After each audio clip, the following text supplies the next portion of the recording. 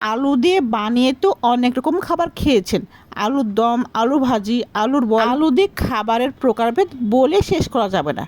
একবার আলু দিয়ে এইভাবে পরোটা বানিয়ে খেয়ে দেখবেন, অন্য কোনো নাস্তা খেতে মনেই চাইবে না। প্রতিদিন সকালবেলা উঠে আলুর পরোটা বানানোর প্রসেসটা একেবারে পানির মতো সহজ। এর জন্য প্রথমে পরিষ্কার একটি পাত্রে 3 কাপ আটা অথবা ময়দা, স্বাদ মতো লবণ, 1 চামচ মতো সরিষার তেল দিয়ে ভালোভাবে মাখিয়ে নিতে হবে। এরপর অল্প অল্প করে পানি দিয়ে আটার একটা ডো তৈরি করতে হবে। একেবারে বেশি করে পানি দিলে আটা গলে যেতে পারে। 5 থেকে 7 মিনিট ভালোভাবে আটার ডোটি মথিয়ে নেওয়ার পর 10 মিনিটের জন্য রেস্টে রেখে দেব। এরপর নিয়ে নেব মাঝারি সাইজের একটি পেঁয়াজ। পেঁয়াজের চোচা ছাড়িয়ে আগা মাথা কেটে ভালো মতো কুচি কুচি করে কেটে নেব।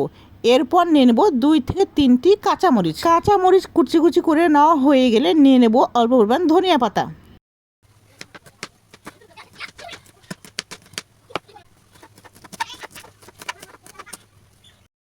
এরপর সিদ্ধ করে রাখা মাঝারি সাইজের 3টি আলু গরম অবস্থায় চোচা ছাড়িয়ে নিতে হবে। সবগুলো আলুর চোচা ছাড়িয়ে নেওয়া হয়ে গেলে একটি পরিষ্কার প্লেটে আগে থেকে করে রাখা মরিচ কুচি, পেঁয়াজ কুচি এবং ধনিয়া পাতা কুচি, স্বাদ মতো লবণ, কাশ্মীরি লাল মরিচের গুঁড়া, হলুদের গুঁড়া, ভেজে রাখা জিরার গুঁড়া, সবগুলো উপাদান দিয়ে ভালো মতো আলুর সাথে মাখিয়ে নিতে হবে। এমনভাবে মাখিয়ে নিতে হবে যেন একটা থেকে আরেকটা উপাদান পৃথক করা না যায়। এর মধ্যে আমার ভেজে রাখা আটার ডো পুরোপুরি অ্যাক্টিভ হয়ে গেছে রুটি বানানোর জন্য। সমস্ত আটার ডো থেকে 4 থেকে 5টা লেচি কেটে নেব। এরপর একটা একটা করে লেচি নিয়ে হাতের সাহায্যে গোল করে ভিতরে একটা গর্ত মতো তৈরি করতে হবে। ভিডিওতে যেভাবে দেখানো হয়েছে আটার লেচির সাহায্যে ঠিক সেভাবে গর্ত তৈরি করে নিতে হবে। এরপর মেখে রাখা আলু গর্তের মধ্যে দিয়ে দিতে হবে। এরপর আটার সাহায্যে চতুর্দিকের মুখ ভালোভাবে বন্ধ করে দিতে হবে। এই তো আমার 5টা লেচিতে আলুর পুর দেওয়া হয়ে গেছে।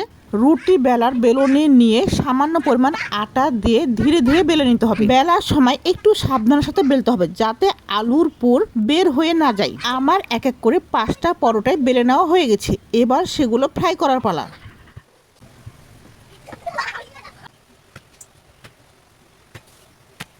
চুলাতে ফ্রাই প্যান বসিয়ে তেল দিয়ে তেল হালকা গরম হয়ে আসলে একটা একটা করে পরোটা ভেজে নেব। মাঝে মাঝে চামচের সাহায্যে তেল চারপাশে ছড়িয়ে দেব যাতে সম্পূর্ণ পাশ ভালো মতো ভাজা ভাজা হয়ে যায়। দেখুন পরোটা কি সুন্দর ফুলে উঠেছে এবং ভাজা ভাজা হয়ে গেছে। এভাবে চুলার আঁচ মিডিয়াম হিটে রেখে 5টা পরোটাই আমি ফ্রাই করে নিব। নিজে একবার বানিয়ে না খেলে কখনোই এর টেস্ট বুঝতে পারবেন না। দেখুন কি সুন্দর পরোটা ভিতর থেকে একদম ভাজা ভাজা হয়ে গিয়েছে। বাচ্চা থেকে বুড়ো সবার খাওয়ার উপযোগী এই আলু পরোটা। আমার এই ভিডিও দেখছেন অথচ এখনো এই পরোটা বানিয়ে খান নাই, তারা একবার হলো বানিয়ে খেয়ে দেখবেন। ভিডিওর সাথে থাকার জন্য অসংখ্য ধন্যবাদ সবাইকে। আসসালামু আলাইকুম।